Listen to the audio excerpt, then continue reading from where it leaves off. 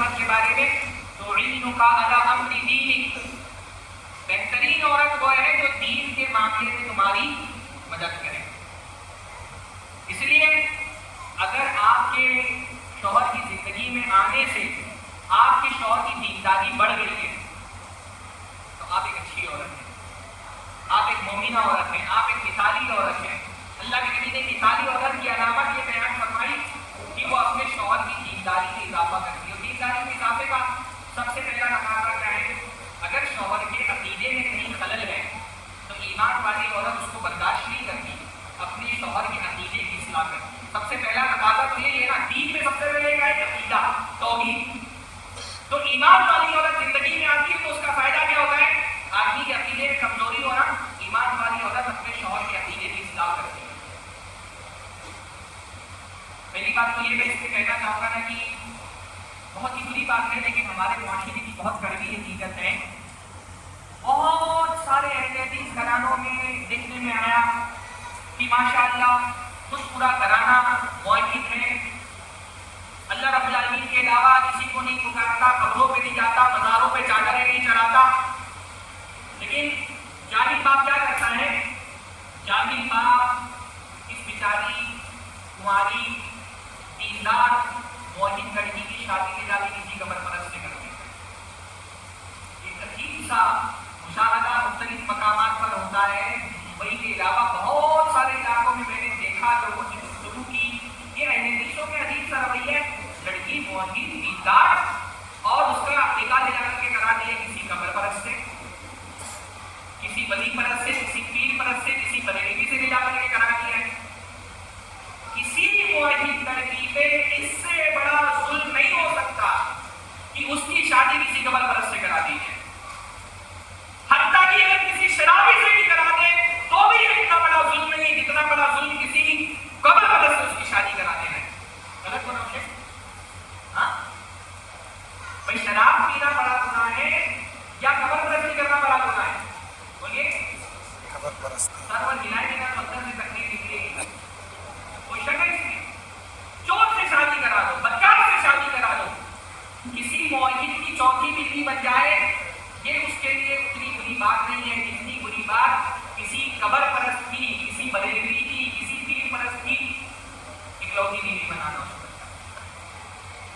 اور میں بالکل فتوے کی زبان میں یہ بات کہہ رہا ہوں، فتوے کی زبان میں علماء کی تصدیقات کے ساتھ، اگر کسی موحد لڑکی کا باپ اس کی شادی کسی قبر پرست سے کرانے جا رہا ہے، اس موحد لڑکی کو شریعت کی اختیار دیتی ہے وہ قاضی کے پاس جائے، قاضی سے بولے کہ میرا باپ ظالم ہے، میری شادی قبر پرست سے کرا رہا ہے، قاضی بلا کر کے اس کے باپ کو سمجھائے گا، باپ اگر نہیں سمجھ میں آتا اس کو، لڑکی کو یہ حق حاصل ہے کہ اپنے باپ کی ولایت ثابت کرائے اور کسی قریبی ولی یا قاضی کی ہدایت میں کسی موحد سے شادی کر لے۔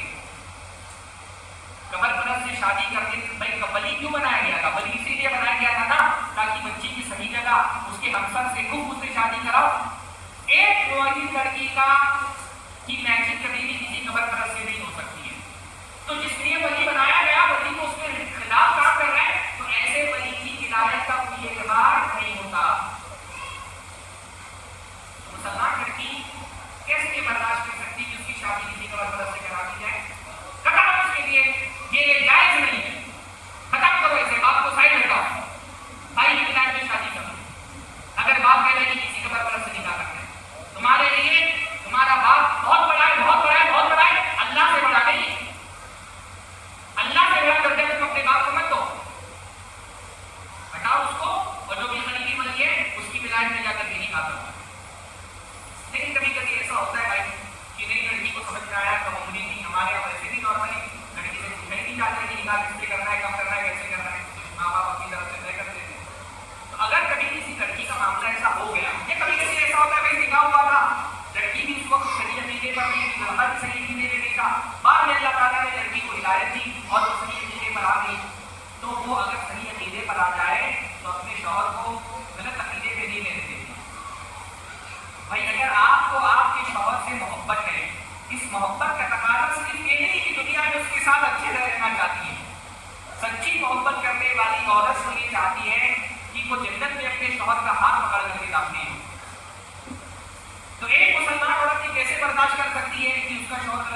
وقت اصلاح کرتی ہے. آپ کو اللہ کے نبی کی صحابیات میں کئی ایسی صحابیات مل جائیں گی جن کی دعوت سے ان کے شوہروں نے اسلام قبول کیا. سب سے مشہور مثال حضرت ام سلیم رضی اللہ تعالیٰ عنہ کی بڑی پیاری خاتون ہے. کبھی آپ جو ہے نا وہ ان کی سیرت پڑھیے.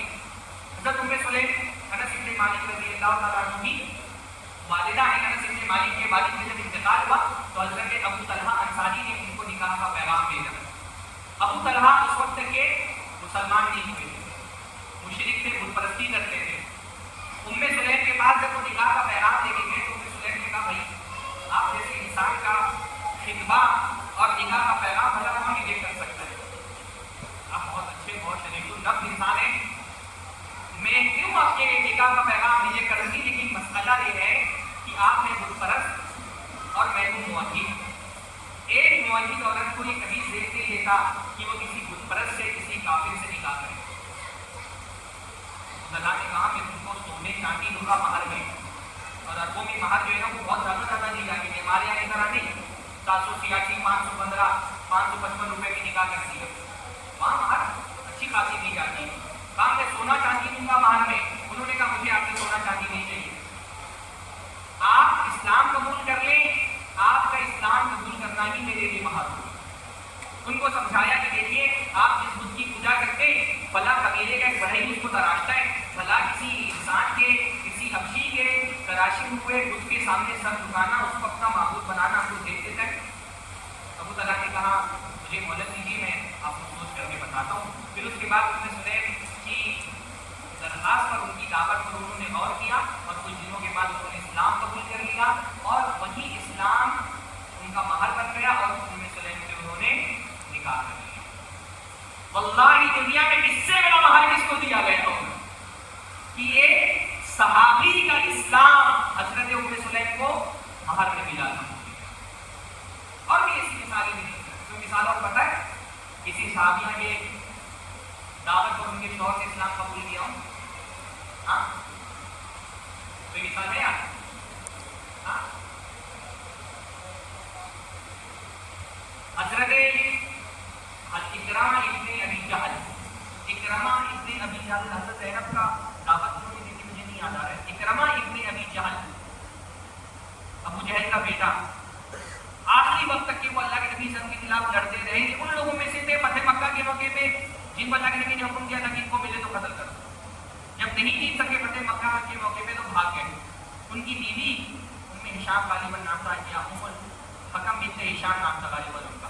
تو وہ اللہ کے نبی کی خدمت میں آئی اور اللہ کے نبی سے کہا آپ میرے شوہر کے لیے امان نامہ لکھ دیں اور میں ان کو دعوت دوں گی اور انشاءاللہ وہ اسلام قبول کر لیں گے. تو انہوں نے امان نامہ لکھوایا, اپنے شوہر کو ڈھونڈتے ہوئے جدہ تک گئیں اور شوہر ان کے سوار ہو چکے تھے کشتی میں اور ان کو سمجھایا, اللہ کے نبی کی تعریف کی, مکہ لے کر کے آئیں. اکرامہ ابن ابی جہل نے اسلام قبول کیا اور ایک پکے سچے مسلمان ثابت ہوئے.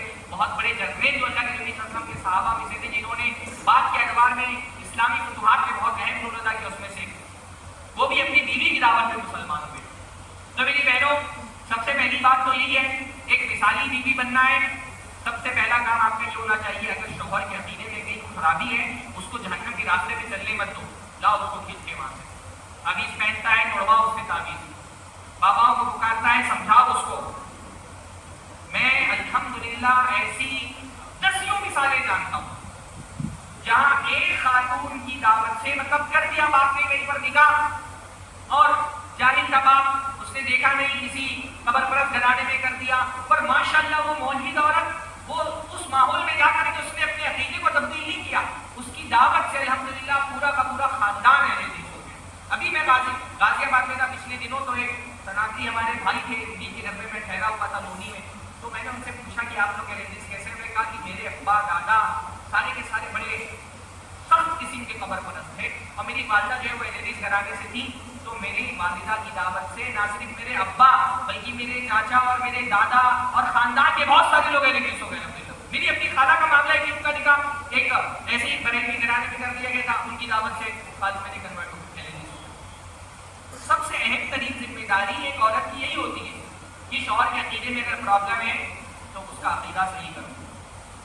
شوہر اگر عبادات میں کوتاہی کرتا ہے, اچھی عورت کون ہے جو عبادات میں اپنے شوہر کا تعاون کرے. آپ اٹھ کے فجر کی نماز پڑھ لیتی ہیں, شوہر پڑھا ہوا رہتا ہے, وہ آپ جب اٹھ کے نماز پڑھ رہی ہوتی ہے، شوہر بستر پہ پڑا ہوا ہوتا ہے، وہ بستر پہ نہیں پڑا ہے، وہ جہنم کی آگ پہ پڑا ہوا ہے، اس کو اٹھاؤ، تمہارا شوہر جہنم میں جل رہا ہے، کتنی خود غرض عورت تو تم کیوں اٹھ کے فجر پڑھ لیا اور شوہر کو نہیں جگایا؟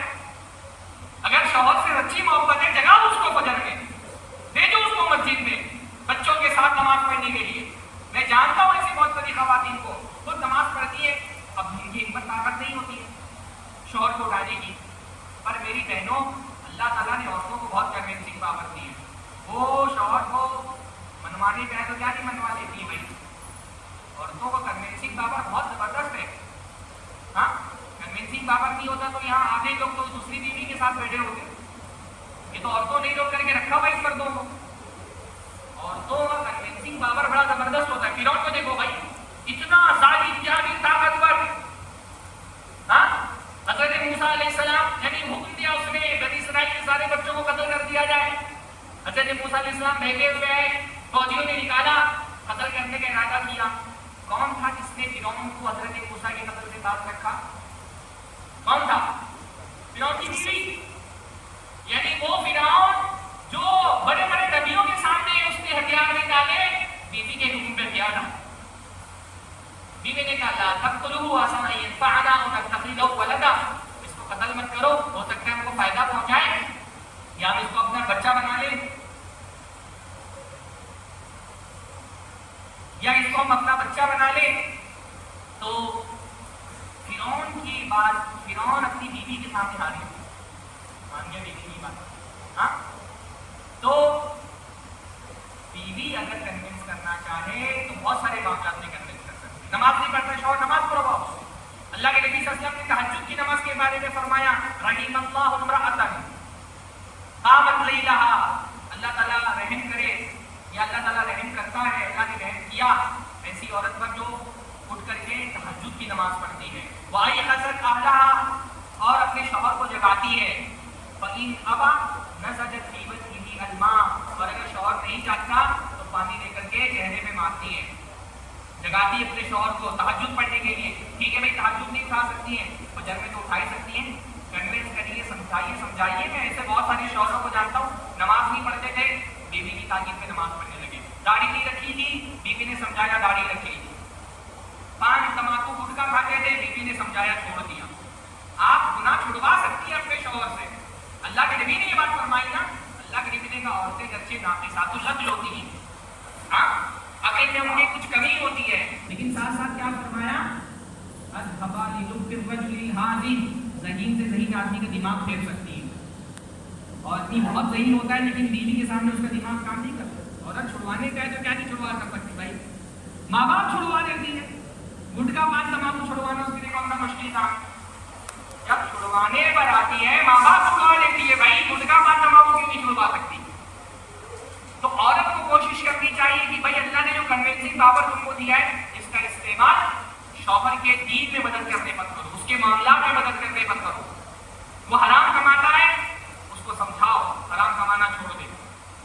اسلاف کی عورتوں کے بارے میں آتا ہے نا کہ جب ان کے شوہر کاروبار کے لیے جاتے تھے بازار تو دروازے تک آتی تھی چھوڑنے کے لیے ان کو، اور ان سے کہا کرتی تھی حلال لے کر کے آنا، حلال لے کر کے آنا، ہم بھوک پر صبر کر لیں گے لیکن جہنم کی آگ پر صبر نہیں کر پائیں گے، حلال نہیں مل رہا ہے مت لاؤ، بھوکے رہ کے چلے گا، حرام لا کر کے ہم کو جہنم میں ڈالو، یہ ہم کو صبر نہیں کر پائیں گے۔ کتنے سارے شوہر حرام اسی لیے کماتے ہیں کہ بیوی کے تقاضے نہیں پورے ہو رہے حلال سے، ڈیمانڈ اتنی ہے کہ حلال سے پوری نہیں ہو رہی تو حرام کی طرف جا رہے ہوتے، تو اس کو سمجھاؤ معاملات میں، اگر بیوی کا حصہ نہیں دیا شوہر نے تم آگے بڑھ کر کے حصہ دلاؤ، کیوں تم چاہتی ہو کہ تمہاری نند کا حصہ تمہارے بچوں کے پاس آئے، تمہارے بچوں کے پیٹ میں حرام مال جائے، کیوں تم چاہتی ہو بھائی؟ میں دیکھ رہا ہوں معاشرے کے اندر وراثت کے معاملات میں بعض مرتبہ آدمی اپنی بیوی کو دینا چاہ، اپنی بہن کو دینا چاہ رہا ہے حصہ، ابا کی جائیداد میں جو حصہ بن رہا ہے وہ دینا چاہ رہا ہے، مخالفت کون کر رہی ہے؟ بیوی، بیوی مخالفت کر رہی ہے۔ بیوی کیسے مخالفت کر سکتی ہے بھائی؟ بیوی ایک آدمی کی بہو ہے نا، میت کی بہو ہے، بہو تو دور دور تک کے وراثت میں حصے دار نہیں بن سکتی، بہو تو بہت دور جا کر کے بھی وراثت کے حصہ ہے، بہو جو ہے وہ بیٹی کو حصہ نہیں دینے دے رہی ہمارے معاشرے میں۔ تمہارے شوہر نے اگر اپنی بہن کو حصہ نہیں دیا تم آگے بڑھ کر کے دلواؤ، دین کا ایک تقاضا یہ بھی ہے نا، صلہ رحمی ماں باپ سے، بھائی بہنوں سے۔ اچھی عورت وہ ہے جو اپنے شوہر کی زندگی میں آنے کے بعد اپنے شوہر کو اپنے ماں باپ سے اور قریب کر دیتی ہے۔ اگر آپ زندگی میں آ گئی، آپ نے آپ کے شوہر کو اس کی ماں سے دور کر دیا، اس کے باپ سے دور کر دیا، آپ اچھی بیوی کیسے بھائی؟ آپ کے شوہر کی ماں